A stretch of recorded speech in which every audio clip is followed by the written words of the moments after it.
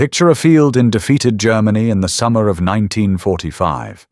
Row after row of the most feared gun of the entire war sits abandoned in the mud. The gun that could knock out a Sherman tank at a mile. The gun that could reach into the sky and tear apart a B-17. Allied soldiers called it simply the 88. And by the time the guns fell silent, there were supposedly 100,000 of them scattered across the ruins of the Third Reich. That number has been repeated in documentaries and forum posts and grainy YouTube uploads for years. It sounds massive. It sounds terrifying. It is also almost certainly wrong. So what really happened to the guns that actually existed? Where did the real 88s go once the swastika came down for the last time? The true story is stranger than the myth, and it starts with a number nowhere close to 100,000.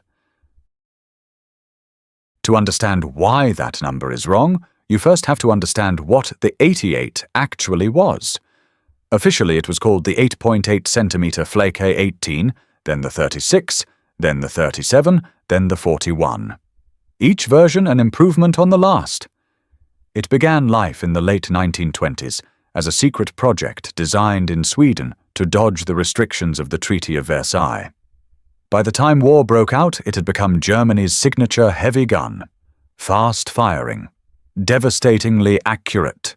Originally built to shoot down aircraft at extreme altitude, but German gunners in North Africa discovered almost by accident that its flat high-velocity trajectory made it just as lethal against tanks. Erwin Rommel leaned on the 88, constantly in the desert campaigns. Allied crews learned to dread the sound of it long before they ever saw the muzzle flash. Historians who have gone through German production ledgers put total wartime output of the whole 88 family somewhere around 20,000 guns. Not 100,000. Not even close. 20,000 guns built across 6 years of total war is the real figure, and it is still an extraordinary number for a weapon this complex and this expensive. Every one of those guns took skilled labor. Everyone took steel that Germany desperately needed elsewhere. And by 1945, a huge share of that 20,000 was already gone. Destroyed on the Eastern Front, buried under rubble in bombed factories, lost in the retreat from France, abandoned in the collapse of Army Group Center. So what was actually left when Germany surrendered? Fewer than people assume, but still enough to become a genuine headache for the occupying armies. Because as the war ended in May of 1945, the Allies were not just accepting a surrender. They were inheriting an entire defeated nation's military inventory. Trucks, rifles, aircraft, submarines, and scattered across what remained of the Reich, thousands of heavy guns, including a meaningful number of 88s. Some were found still dug into coastal defenses. Some were captured half-assembled in bombed-out factories. Some were discovered hidden in forests where retreating units had abandoned them rather than let them fall into enemy hands intact. American and British ordnance officers moving through occupied Germany kept stumbling onto batteries of them. Coastal gun emplacements in Norway, flak towers ringing Berlin, positions dug into hillsides across the Ruhr. Each discovery meant paperwork. Each discovery meant a decision. What do you do with a weapon this good when the war that built it is finally over? Nobody in Washington or London or Moscow had a simple answer to that question, and the discoveries kept multiplying week after week as occupation forces pushed deeper into what remained of the collapsed Reich. A patrol would clear a village and find 3 guns hidden inside a barn. An advance team would secure a rail yard and stumble onto a dozen more still sitting on flat cars, never delivered to the front. Some batteries were found perfectly intact, with crews of exhausted German soldiers standing beside them simply waiting to surrender. Others had been sabotaged by their own retreating gunners rather than let a working weapon fall into enemy hands. Breech blocks pulled and thrown into rivers. Barrels packed with explosive charges and blown apart from the inside.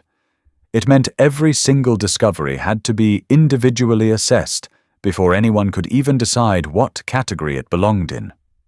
Was this a weapon worth studying? Was this a weapon worth destroying immediately for safety reasons? Was this a weapon simply too damaged to matter either way? Multiply that decision across hundreds of scattered sites in a landscape still littered with unexploded ordnance, and you begin to understand just how enormous the scale of the post-war cleanup truly was. The chaos of victory hid a genuine crisis. Germany's factories had stopped. Its soldiers were flooding home or into prisoner cages by the millions, and its war machine, an enormous industrial organism built to produce weapons at a staggering pace, simply stopped breathing overnight. The occupying powers found themselves standing over mountains of surplus equipment with almost no plan for what came next. Storage yards filled faster than anyone could catalogue them. Depots meant for a few thousand rifles were suddenly holding tens of thousands.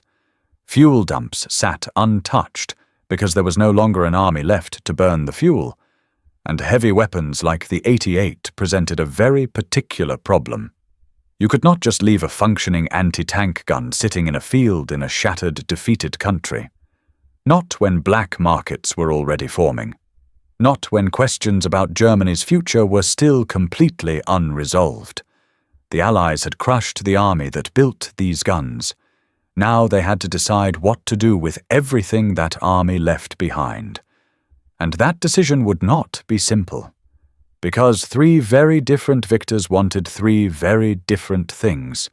The debate happened at the highest levels of Allied policy. At Potsdam in the summer of 1945, the leaders of the United States, Britain, and the Soviet Union hammered out the terms for what would happen to a defeated Germany. Demilitarization was the word used again and again in the official documents. Germany was to be stripped of its capacity to wage war ever again. On paper, that sounded simple.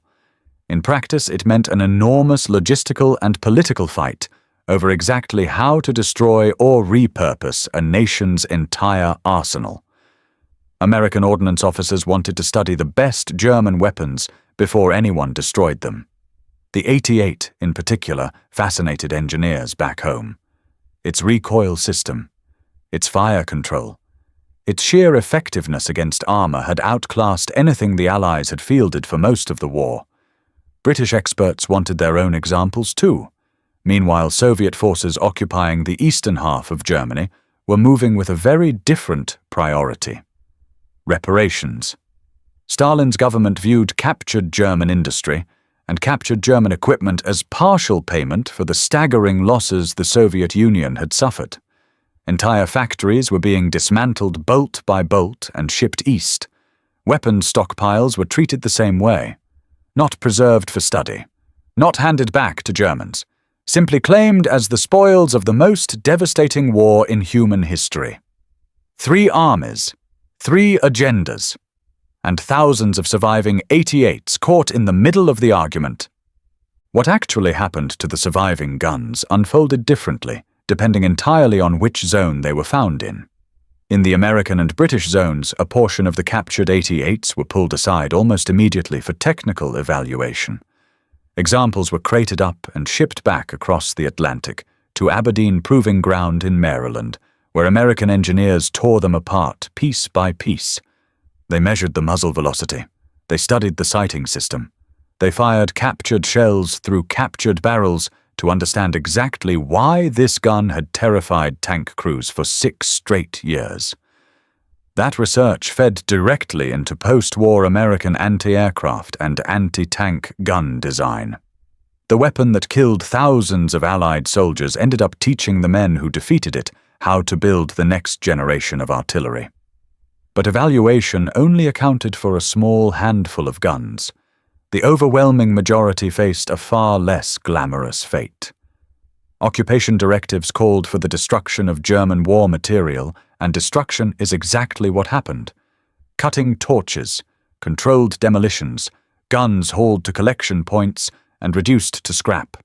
Post-war Europe was desperate for steel to rebuild shattered cities, and a decommissioned anti-tank gun was simply raw material waiting to become something useful again. Girders, rail track, machinery. The 88 that once shredded Sherman tanks in Normandy might have ended its existence as part of a bridge or a factory roof in the very country it had helped to devastate. In the Soviet zone, the pattern looked broadly similar but on a colossal scale. Soviet forces had captured staggering quantities of German military hardware as they pushed through eastern Germany in the final months of the war. Weapons depots, coastal batteries, entire arsenals abandoned by retreating units. Some equipment was sent back to the Soviet Union for study by Red Army engineers who, like their American counterparts, wanted to understand the technology behind a gun that had inflicted horrific casualties on Soviet armor throughout the war. But the vast majority followed the same industrial logic as in the Western zones. Melted down, recycled, turned into the raw steel a devastated Soviet economy badly needed. The single most feared gun of the Second World War spent its final chapter not on a battlefield, but inside a furnace. And there is a strange irony buried in that fact. A weapon engineered with extraordinary precision to end human lives was ultimately dissolved back into the most ordinary material imaginable and rebuilt into pipes and beams for a continent trying to forget the war ever happened. Not every surviving 88 met the furnace, though, and this is where the story gets genuinely surprising. France, emerging from occupation in 1945, had almost nothing left of its own artillery industry. Factories had been requisitioned by the Germans for years. French army units being rebuilt from scratch needed weapons immediately, and captured German equipment offered a fast and cheap solution. Records show the post-war French military kept a range of German ordnance in active service for years after the war, including captured heavy guns pressed into use simply because nothing else was available in sufficient numbers. It is a strange historical footnote. French gunners in the late 1940s training on the very weapon that had been aimed at their fathers just a few years earlier. Small numbers of 88s also found their way into museum collections almost by accident. Officers with an eye for history quietly set individual guns aside instead of sending them to the scrapyard. A battery commander here, a curator there.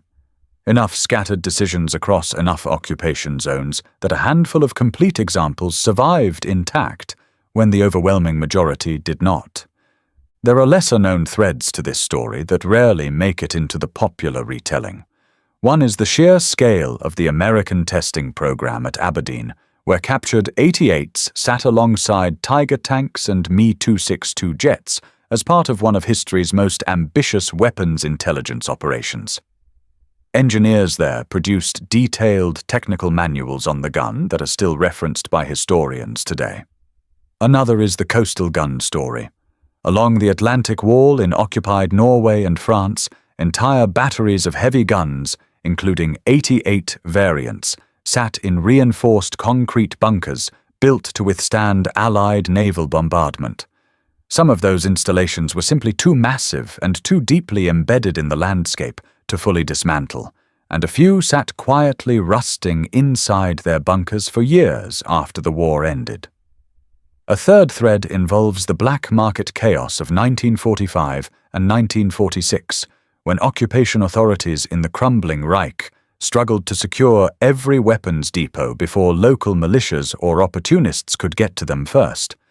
Occupation reports from the period describe the genuine fear that unsecured heavy weapons could end up in the wrong hands during one of the most unstable periods in modern European history. A fourth is the fate of the shells themselves. Millions of rounds of 88 ammunition had to be destroyed separately from the guns, and disposal crews spent years detonating captured ordnance in remote fields, because there was simply no other safe way to get rid of it. And a fifth is perhaps the strangest. Captured German fire control optics from 88 batteries were prized separately from the guns themselves, and were studied intensely because German optical engineering at companies like Zeiss was considered years ahead of anything the Allies had produced. There is a sixth thread, too, and it rarely gets told because it involves ordinary soldiers rather than generals or engineers. Occupation troops guarding weapons depots in the winter of 1945, wrote home describing the strange experience of standing watch over the very guns that had terrified them just months earlier. Some described a kind of grim satisfaction walking past a silenced 88 they knew had once been aimed at them. Others described something closer to unease at how quickly a machine built for mass killing could be reduced to an inventory number on a clipboard. Local German civilians in the immediate post-war chaos sometimes attempted to salvage smaller components from abandoned batteries before occupation authorities could secure them. Brass fittings, optical glass, anything with value in a economy that had completely collapsed. Occupation reports describe patrols specifically tasked with chasing off scavengers from unsecured weapons depots because a partially stripped heavy gun was considered a genuine safety hazard. It is a detail that rarely survives in the popular telling of this story, but it captures something true about 1945. An entire continent picking through the wreckage of the deadliest war in human history, looking for anything that could be reused, resold, or simply understood. So what actually survives today? Not many. Complete original 88s are now exceptionally rare, and the ones that do exist sit in a small handful of major military museums where they draw crowds who have no idea just how close this specific weapon came to being erased from history entirely. The Tank Museum at Bovington in England holds an example that visitors walk past every year, rarely grasping the sheer amount of history compressed into that single barrel. The United States Army's Ordnance Heritage Collection preserves examples pulled directly from that original post-war testing program at Aberdeen. A handful of others sit in French and German collections, tracing back to guns quietly set aside instead of scrapped in the confusion of 1945 and 1946. Every surviving 88 represents a decision made by some anonymous officer more than 75 years ago to preserve rather than destroy and multiply that decision against the tens of thousands that went the other way, and you start to understand just how thin the surviving record really is. There is one more piece of this story worth sitting with before the legacy of the gun comes into full focus. The post-war fate of the 88 was never decided by a single committee sitting around a single table. It was decided piecemeal by hundreds of individual officers scattered across a shattered continent, each interpreting the same broad demilitarization orders in slightly different ways. A supply officer in Bavaria might scrap every gun that crossed his desk without a second thought. A curator attached to a British unit in the north might quietly flag a single well-preserved example for shipment back to a regimental museum instead. A French liaison officer negotiating for desperately needed equipment might see the exact same weapon not as scrap, but as the only functioning heavy gun available to arm a rebuilding brigade. The 88 did not have one post-war fate. It had thousands of separate small fates decided by individuals most of history has completely forgotten. That is often how the biggest historical outcomes actually happen. Not through some grand unified plan handed down from the top, but through an accumulation of countless small decisions made by people simply trying to solve the problem directly in front of them. The legacy of the 88 reaches far beyond the handful of guns still standing in museum halls. Its dual-purpose design proving that a single weapon could serve as both an anti-aircraft gun and a tank killer influenced artillery doctrine for decades after the war ended. American and British engineers who tore apart captured examples carried lessons from that gun directly into the design of post-war heavy artillery. Its reputation alone reshaped how military planners thought about the balance between mobility and firepower. And its story stands as one of the clearest examples of how quickly the tools of total war can vanish once that war finally ends. A weapon feared across 3 continents reduced within a few short years to scrap metal and scattered museum pieces and half-forgotten training guns in a rebuilding French army. The gun that once shredded Sherman tanks in the hedgerows of Normandy ended its life more often than not as raw steel for a bridge or a rail line. That is the real story hiding behind the inflated 100,000 gun myth. Not secrecy, not conspiracy, just the blunt, unglamorous machinery of post-war demilitarization grinding one of history's most feared weapons down into something almost nobody would recognize. So the next time you see that 100,000 gun claim repeated online, remember the real number was a fraction of that, and the real fate of those guns was even more remarkable than the myth. Melted for steel, studied at Aberdeen, pressed back into service by a French army with nothing else to fight with, quietly saved by officers who understood they were looking at a piece of history. If this kind of story fascinates you, the untold afterlife of the weapons that shaped World War II, then you are exactly who this channel is built for. There is another hidden story like this one waiting next week, another weapon, another myth, another truth stranger than the legend. Make sure you are subscribed so you do not miss it.